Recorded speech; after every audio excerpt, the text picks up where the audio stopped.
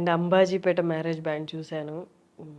మీ characterisation రాసిన డైరెక్టర్‌కి and చక్కగా ఆ పాత్రలో ఇన్వాల్వ్ అయ్యి చేసిన మీకు big congratulations. Thank you so and ah much. పాత్ర చాలా మందికి యునానిమస్‌గా నచ్చింది తెలుసా? కొన్ని పాత్రలు ఒకళ్ళో ఇద్దరు అంత అలా అంటారు గానీ, బట్ ఈ పాత్ర గురించి ఎక్కడ ఎలాంటి ఇది, అది అని మాట రాలేదు. చాలా చక్కగా చేసింది ఆ అమ్మాయి అని చెప్పారు.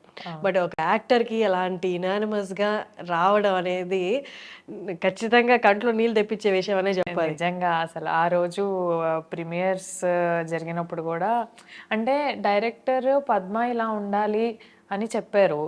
అది యాజ్ అన్ ఆర్టిస్ట్ 100% ఇవ్వాలనే ట్రై చేస్తాం.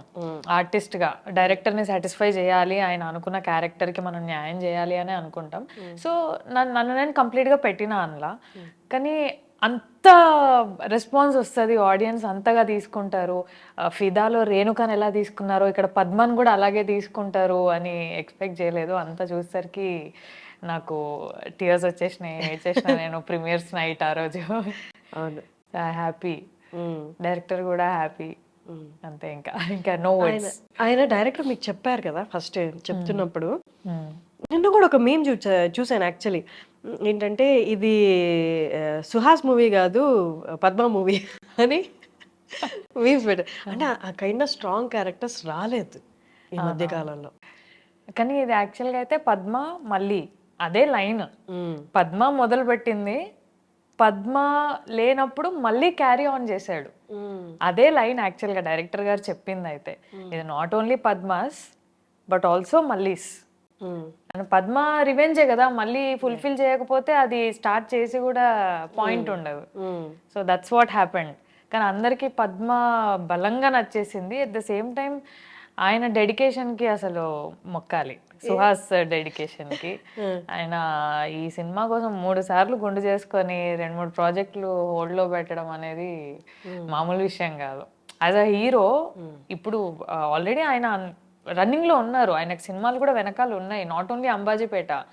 బట్ స్టిల్ మళ్ళీ క్యారెక్టర్ కి ఆయన ఎంత డెడికేటెడ్ గా వర్క్ చేసిండ్రు అనేది ఇక మాకే తెలుసు. ఎట్లా నిజంగా గుండు కొట్టుకోవడం, 2 సార్లు 3 సార్లు గుండు కొట్టుకోవడం అది జరిగింది. అది కానీ సుహాస్ మంచి యాక్టర్, నో డౌట్, అందరూ ఒప్పుకున్నది. సుహాస్ సినిమాలో ఉన్నారు అంటే చాలా మందికి ఒకటి ఏంటి అంటే మిగతా క్యారెక్టర్స్ అంత హైలైట్ అవ్వవేమో, అంత సుహాస్ తినేస్తాడు ఎవరు సినిమా మొత్తం అన్నట్టు ఉంటుంది. బట్ సుహాస్ తో క్యారెక్టర్తో పాటు ఈక్వల్గా ఇంకొంచెం ఎక్కువనే చెప్పాలి. మేబీ జనాలు ఆ kind of female, strong female characters expect చేస్తున్నారు. ఎవరు రాయక వన్స్ పద్మ కనిపించినప్పుడు ఇంకా అందరూ ఓన్ చేసేసుకున్నారు. అదే డైరెక్టర్ ఇంకా అలా 2 ట్విన్స్ కదా, ఆబ్వియస్ గా మళ్ళీ and Padma both are twins. So ఇద్దరిని ఈక్వల్ గా హ్యాండిల్ చేయాలి అని ఈక్వల్ గా రాసుకున్నారు. అంటే ఈమె ఆత్మాభిమానం, ఈమె ఏంటి అనేది ఎలా అయితే బ్యాలెన్స్ చేశారో, ఈమె ఎంత ఇష్టం అనేది మళ్ళీని కూడా అంతే ఈక్వల్ గా, అక్క అంటే మళ్ళీకి ఎంత ఇష్టం అనేది కూడా ఈక్వల్ గా రాసుకున్నారు ఆయన. అంటే 2 క్యారెక్టర్స్ ని బ్యాలెన్స్డ్ గా క్యారీ చేయడం అనేది కూడా ఆయన స్క్రీన్ ప్లే, ఆయన రైటింగ్ అది నిజంగా. కానీ ఫస్ట్ మీకు నెరేట్ చేసినప్పుడు మీకు అది తెలుసు కదా, అంటే ఇది వదులుకోలేని ఆపర్చునిటీ అనేది ఒకటి, ఇంకొకటి మీ దాకా వచ్చిందని ఆనందం. వాట్ వాజ్ యువర్, అంటే మైండ్ లో ఏం రన్ అవుతుంది ఫస్ట్ ఆయన నెరేట్ చేస్తున్నప్పుడు? ఎగ్జైట్ అయ్యా నేను. యాక్చువల్లీ నేను వెయిట్ చేస్తుందే ఇట్లాంటి క్యారెక్టర్స్ కోసం. దుష్యంత్ యాక్చువల్గా మా హస్బెండ్కి ఫ్రెండ్. సో అన్నారు ఇలా నరేషన్. మీ హస్బెండ్ ఏం చేస్తుంటారు? Direction upcoming. Okay, director direction field లో ఉన్నారు. Is upcoming director. He worked for Skylab and 2-3 films. అక్కడ చీఫ్ అసోసియేట్ గా చేశారు ఆయన. సో ఇప్పుడు own story will come out. Time taking కదా అది. సో అది ఆయనకి ఫ్రెండ్. సో ఇట్లా నరేషన్ ఇవ్వాలనుకుంటున్నాను శరణ్య గారికి అని అంటే వెళ్ళాం అలా ఆఫీస్కి దుష్యంత్ని కలవడానికి. ఆబ్వియస్గా ఇద్దరమే వింటాం నరేషన్స్, నేను మా హస్బెండ్ ఇద్దరమే ఫైనల్ చేసుకుంటాం. సో ఆయనకి ఆల్రెడీ ముందే తెలుసు అనుకుంటా, లైన్ ముందే చెప్పినట్టున్నారు దుష్యంత్. పద వెళ్దామని నన్ను తీసుకొని వెళ్ళారు. విన్న తర్వాత I was happy. A artist అయినా హ్యాపీ ఉంటుంది, ఇట్లాంటి క్యారెక్టర్ వస్తుంది మనకి మన కోసం అన్నప్పుడు. నేను హ్యాపీ ఉండే, బట్ ఒక చిన్న భయం ఉండే నాకు, ద ఓన్లీ సీన్. సో అక్కడ కొంచెం ఆలోచించాను, బట్ మాకు చెప్పింది దానికి న్యాయం చేశారు డైరెక్టర్ అంతే. అవును, ద ఓన్లీ సీన్ మనం ఒక్కసారి మాట్లాడుకుందాం దాని గురించి. చెప్పినప్పుడు ఎలా ఉన్నా ఒక అమ్మాయికి ఎలా తీస్తారో అన్న భయం అయితే ఖచ్చితంగా ఉంటుంది. నాకు అదే భయం ఉండే, బట్ ఓన్లీ సీన్ అంటే అందులో ఒక సీన్ ఉంటుంది అనమాట మూవీలో. విలన్ వచ్చి తనని వివస్త్రం చేస్తాడనమాట. అది చాలా చక్కగా చూపించారు. ఎక్కడ మనకి ఎలాంటి అంటే చూడడానికి ఇబ్బందికరంగా ఎక్కడా అనిపించదు. చాలా చక్కగా చూపించారు. మూవీ చూసిన వాళ్ళకి తెలిసి ఉంటుంది, మూవీ చూడబోయే వాళ్ళకి కూడా చెప్తున్నాను. Please carry on. సో అది విన్నప్పుడు నేను డైరెక్టర్ని, దుష్యంత్ని ఒకటే అడిగాను, ఎలా తీయాలనుకుంటున్నారు ఇది అని. సో ఆయన థాట్ ప్రాసెస్ ఆయన చెప్పారు. చెప్పడం వరకు ఓకే, తీసిన తర్వాత మనం చూసినట్టే ఆడియన్స్ కూడా చూడాలి అని లేదు. నాకు ఆ భయం ఉండింది అనమాట, ఎలా ప్రొజెక్ట్ అవుతుందో అని.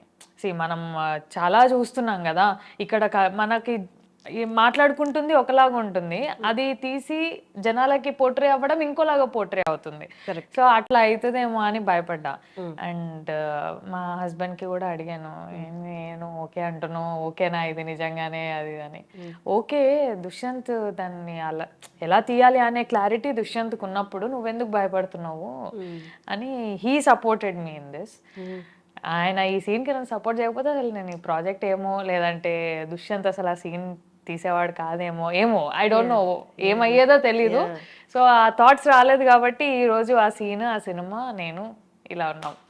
అండ్ ఇంకొకటి, మీ హస్బెండ్ కూడా ఈ ఫీల్డ్ లోనే ఉండడం, అండ్ ఆయనకు తెలుసు ఎవరేంటి అనేది, కాబట్టి ఆ సీన్ ఇంపార్టెన్స్ కూడా ఆయనకు తెలిసి ఉంటుంది. ఆ సీన్ జరగకపోతే అసలు సినిమాలో ఆ లీప్ అనేది వచ్చేది కాదు. అవును.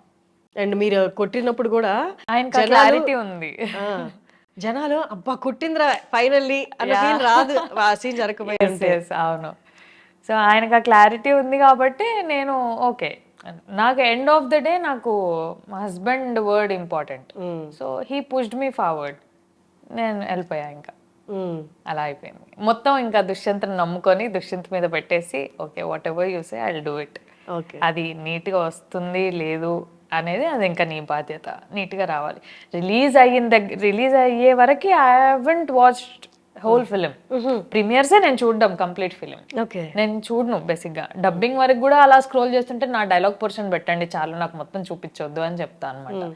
సో అప్పుడే చూడడము, కేమ్ అవుట్ వెల్.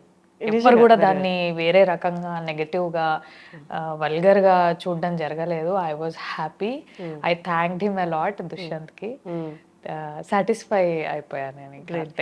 అండ్ అది ఎక్కడ డిస్కషన్స్ లో కూడా లేదు. మనం ఇప్పుడు ఏదో ఇంటర్వ్యూలో మాట్లాడాలి కాబట్టి మాట్లాడుతున్నాం, కానీ బయట ఎవరికి డిస్కషన్ లేదు. ఇంకా డిస్కషన్ అంటే ఏముందంటే మీరు కొట్టడం, పోలీస్ స్టేషన్ లో కొట్టడం, ఎగ్జాక్ట్లీ అవును, మిమ్మల్ని చంపేసే సీను, ఇవి డిస్కషన్ లో వచ్చాయి.